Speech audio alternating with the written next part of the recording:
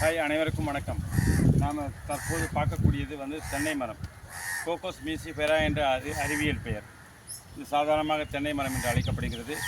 இதை பார்த்தீங்கன்னா நட்டை குட்டை என்று 2 வகையாக பிரிக்கப்படுகிறது. ஹைப்ரிட் டுவார்ஃப், ஆங்கிலத்தில் சொல்லப்போனால் ஹைப்ரிட் டுவார்ஃப், தமிழில் சொல்லப்போனால் நெட்டை குட்டை தாவரம் என்று அழைக்கப்படுகிறது.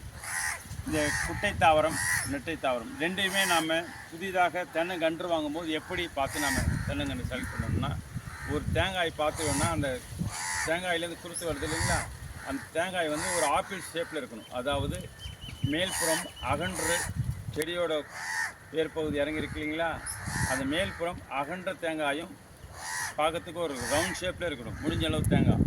நீங்கள் நீள் வட்டமாக கூம்பு மாதிரி இருக்கிறது தரமான தேங்காவாக செலக்ட் பண்ண முடியாது. நாம் எடுக்கக்கூடிய பகுதி இப்படி இருக்கணும்.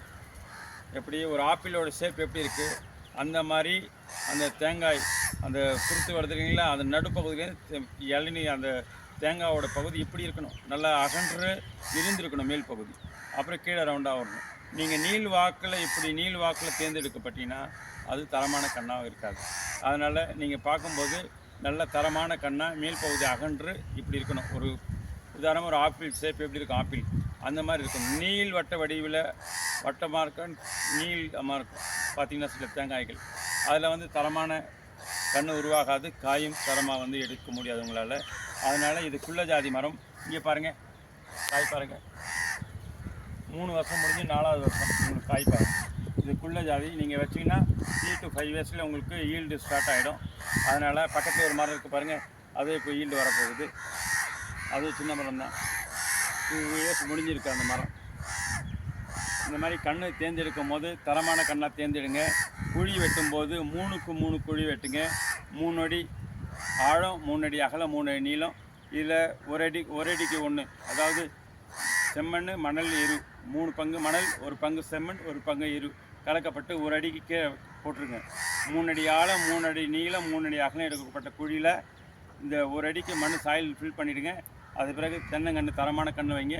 அது பிறகு அது மேலே ஒரு 1.5 அடிக்கு சாயில் ஃபில் பண்ணுங்கள். ஒரு 1/2 அடி பள்ளம் இருக்கட்டும், தண்ணி நம்ம ஊற்றுற தண்ணி அதை உள்ளே நிற்கணும். அந்த மாதிரி போடுங்க. அதே மாதிரி ஒவ்வொரு தென்னங்கன்று நடும்போதும் 20 அடி கேப் விடுங்க. ஏன் அப்படின்னா, இந்த ஒரு மரத்தோட ஓலை பக்கத்தில் மரத்தோட அந்த ஒன்றோட ஒன்று உராயும் போது என்னென்னா, இந்த மரத்தோட ஓலை பக்கத்தில் இருக்க மரத்தோட நம்ம பிஞ்சு பூ வரும் இல்லையா, அதை உரக்கும் போது என்ன ஆகுனா இருக்கிற பிஞ்சு பூலாம் கொட்டிடும்.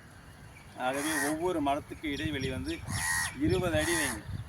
20 அடி வச்சிங்கன்னா ஒரு 2 மரத்தோட ஓலை மட்டும் இடைஞ்சால் பரவாயில்ல. இந்த மரத்தோட ஓலை அங்கே வரக்கூடிய தென்னம்பூலையோ காயிலையோ நம்ம உரசும் போது என்னென்ன காற்றுல அது பூவெல்லாம் கொட்டிடும். அதனால் நமக்கு ஈல்டு சரியாக கிடைக்காது.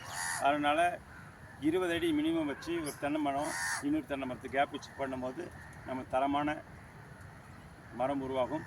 காய்கள் நிறையா பெருகும். நமக்கு இளநீ தேங்காய் எது வேணால் ஈல்டு நல்லாயிருக்கும். எதிர்பார்க்குற அளவுக்கு நமக்கு கிடைக்கும். அதே போல் கன்று தேர்ந்தெடுக்கும் போது தரமான கண்ணாக தேர்ந்தெடுங்க. நீங்கள் குட்டை தேர்ந்தெடுத்தாலும் பரவாயில்ல, நெட்டை தேர்ந்தெடுத்தாலும். நெட்டை தென்னை மரம் 50 முதல் 60 வருடம் வரை அதனுடைய வளர்ச்சி இருக்கும். அதே மாதிரி நம்ம குட்டை தாவரம் தேர்ந்தெடுக்கும் போது 30 முதல் 40 வருடம் வரை இது தரமாக தேங்காய் கொடுத்துனே இருக்கும். அதனால் இது வாழ்க்கை பார்த்திங்கன்னா 30 to 40. அந்த நெட்டையை பார்த்திங்கன்னா 50 to 60 இயர்ஸ் தென்னை மரம் தரமாக நமக்கு தேங்காய் கொடுத்துனே இருக்கும். நன்றி, வணக்கம்.